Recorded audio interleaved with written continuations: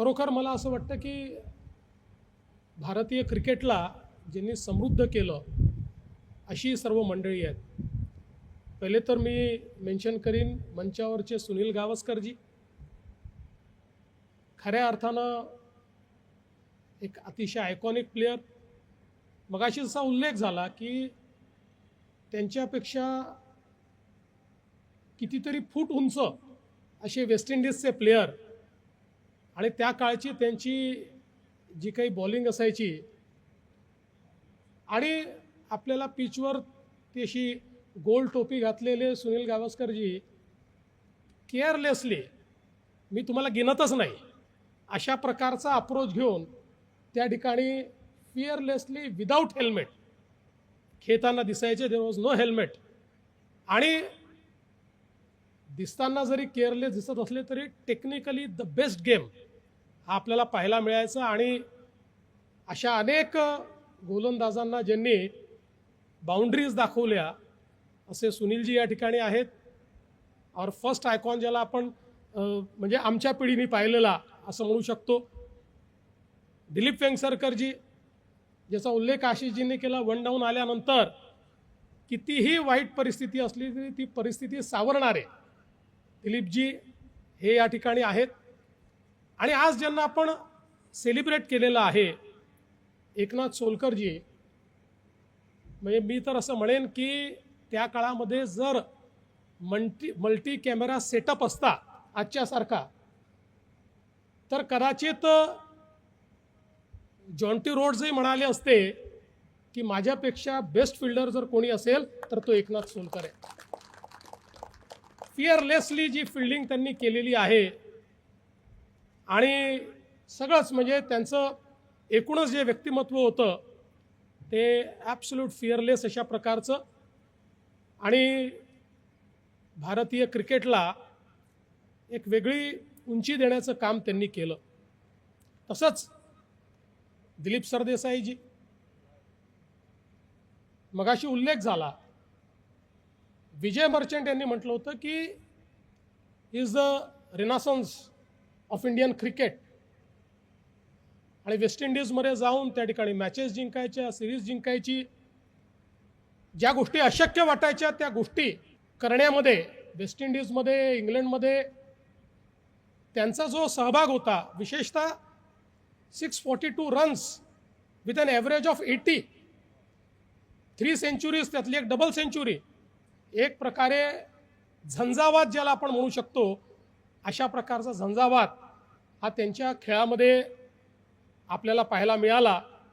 आणि निश्चितच मला असं वाटतं की त्यांच्यासारख्या भारतीय क्रिकेटला एक नवीन चेहरा देणारे असे खेळाडू, त्या खेळाडूचं नाव आज आपण या ठिकाणी दिलेलं आहे. ही खरोखर अतिशय आनंदाची गोष्ट. आणि ही सगळी मंडळी मुंबई क्रिकेट असोसिएशनची, वानखेडेशी संबंधित असली तरी देखील जगामध्ये त्यांनी आपलं नाव मोठं केलेलं आहे. जगामध्ये आपल्याला एक स्थान त्यांनी मिळवून दिलेलं आहे. आणि म्हणून खूप त्या गोष्टीचाही आनंद आहे. डायना एडलजी खरं म्हणजे त्या किती वर्सेटाईल आहेत बघा. त्या आपल्या बाल्यकाळामध्ये किंवा युवावस्थेत सुरुवातीला बास्केटबॉल आणि टेबल टेनिस दोन्हीच्या नॅशनल खेळल्या आणि त्यानंतर क्रिकेटकडे आल्या.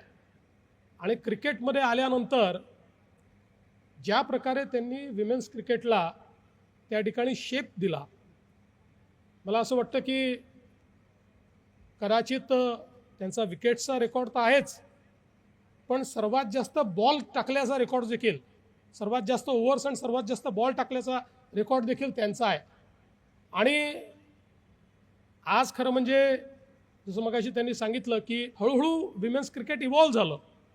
आता तर श्री जय शहा यांनी त्यातही जी काही थोडासा एक भेद होता मेन्स आणि विमेन्स क्रिकेटमध्ये, तोही त्यांनी पूर्णपणे आता दूर केला. आणि मला असं वाटतं की आज विमेन्स क्रिकेटमध्ये आपली टीम ज्या प्रकारे खेळते आहे, आपण बघतोय की म्हणजे सगळे आयकॉनिक प्लेयर्स आज आपल्याला त्या ठिकाणी पाहायला मिळतात. आणि मेन्स क्रिकेटप्रमाणे विमेन्स क्रिकेटही आता आपण चॅम्पियन्स आहोत. त्यामुळे मला असं वाटतं की ज्यांनी ही सुरुवात केली त्यापैकी डायनाजी आहेत. आणि म्हणून त्यांनाही आपण या ठिकाणी सेलिब्रेट करत आहोत. आणि अर्थातच द आयकॉनिक रवी शास्त्रीजी, मला आठवतं बेन्सन अँड हेजेसची ट्रॉफी त्यावेळेस सगळ्या मॅचेस आम्ही बघायचो आणि रोज चर्चा व्हायची की ऑडी मिळणार कोणाला, who will the champion of champions and who will get Audi. आणि ज्या प्रकारचा खेळ त्यांनी त्या ठिकाणी केला, ती जी त्यांची स्टाईल होती, असा एक पाय पहिल्यांदा लेगच्या बाहेर जायचा, असं वाटायचं की पूर्ण विकेट उघडी आहे, आणि पूर्ण विकेट समोर येऊन ज्या प्रकारे ते सिक्स मारायचे, मला असं वाटतं की ती जी एक आयकॉनिक स्टाईल होती, बॉलरचा सत्यानाश करून टाकायची.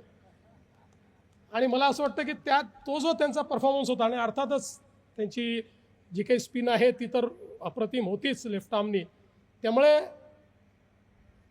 एकूणच त्यांची बॅटिंग, त्यांची बॉलिंग पाहता, आणि ज्यावेळी महत्त्वाची खेळी खेळण्याची वेळ असायची, अशा वेळी हक्कानं ती खेळी खेळणारे हे रवी शास्त्री होते.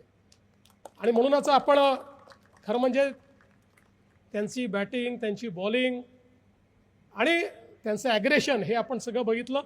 आणि इथे मेन्शन देखील झालं की ऑन फील्ड तर ते बेस्ट होतेच, पण कोच म्हणूनही ते बेस्ट, कॉमेंटेटर म्हणूनही त्यांनी, म्हणजे आजही he is one of the best commentators. त्यामुळे एक अतिशय वर्सेटाईल अशा प्रकारची पर्सनॅलिटी, ज्यांनी भारतीय क्रिकेटला एक नवीन उंची दिली. आजही मला आठवतं की ती जी ऑडी आहे ती घेऊन असं गोल चक्कर, सगळे कोणी त्याच्या आत बसलाय, कोणी त्याच्या वर बसलाय, आणि अशी सगळी चक्कर त्या ग्राउंडला, त्या ठिकाणी मला वाटतं बहुतेक मेलबर्न असेल किंवा आय थिंक MCC होतं, त्या ठिकाणी ती चक्कर असं अगदी डोळ्यासमोर आमच्या त्या ठिकाणी येत आहे. आणि म्हणून मला असं वाटतं की एका अतिशय भारतीय क्रिकेटला समृद्ध करणाऱ्या अशा प्लेयरचा आज आपण या ठिकाणी हा स्टँड त्याचं आज उद्घाटन केलेलं आहे. ही देखील अतिशय आनंदाची गोष्ट आहे.